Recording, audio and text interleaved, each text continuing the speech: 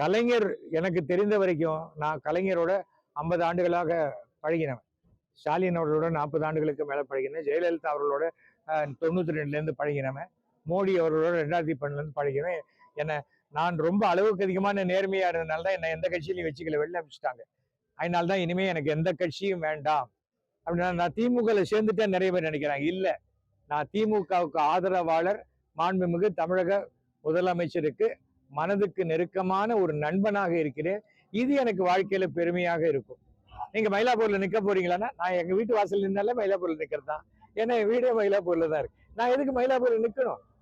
ஏற்கனவே கட்சிக்கு உழைச்சவங்க எத்தனையோ பேர் இருக்காங்க, அவங்க நிக்கட்டும். அவங்களுக்கு நான் போய் பிரச்சாரம் பண்றேன். எனக்கு தமிழகம் முழுவதும் திமுகவுக்காக இந்த தடவை நான் பிரச்சாரம் பண்ணி, நான் திமுக வெற்றி பெறுவதற்கு ராமருக்கு அணில் உதவின மாதிரி என்னுடைய உதவி இருக்கும். இந்த இடத்துல பாருங்க, எனக்கு ஒரு எக்ஸ்ட்ரா சீட்டு கொடு, எனக்கு எக்ஸ்ட்ரா சீட்டு கொடுன்னு கேட்டாங்க.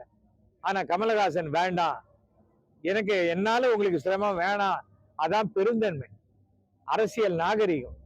இந்த 2 சீட்னால என்ன வந்துட போகுது அப்படின்னு அவர் நினைச்சார். வேல்முருகன் பாருங்க, அதே சமயத்துல ஒரே ஒரு சீட்டு வாங்கிக்கிட்டு கமிட்டிலெல்லாம் சேர்மனாக இருந்தவர் சவால் விடுறார். இதுக்கே 2 வாரம் முன்னாடி அசம்பிளியில அப்படி வாயில ரத்த வர மாதிரி புகழ்ந்து பேசுறாரு முதலமைச்சர். அவருக்கு 2வது சீட்டு இல்லைன்னு மறுபடியும் வாயில ரத்தம் வர மாதிரி கெட்ட வார்த்தையில தேவையில்லாத அசிங்கமா பேசுறாரு. எதுக்கு?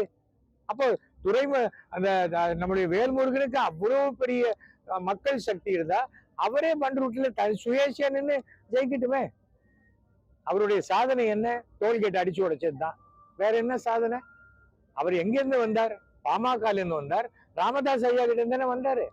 ராமதாஸ் அவர்களுக்கும் அவர் மகனுக்கும் சண்டை இருக்கு. ஆனா வன்னியர்களாக இருப்பவர்கள் யாருமே தந்தையை அவமதியாரை செய்யும் மகனை மதிக்க மாட்டார்கள். யாருமே, எந்த ஜாதி அந்த ஜாதி இல்லை, எந்த ஜாதியிலுமே அப்பாவையே ஒரு மகன் எதிர்க்கும். ஒரு அப்பாவினால தானே மகனை வெளியில வர்றாரு.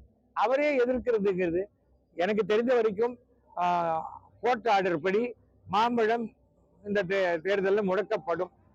அவங்களும் ஒருவேளை தாமரை சின்னத்தில் நிக்கலாம், மறுபடியும் பாறாங்கல்ல கட்டிட்டு தான் நிக்க போறாங்க.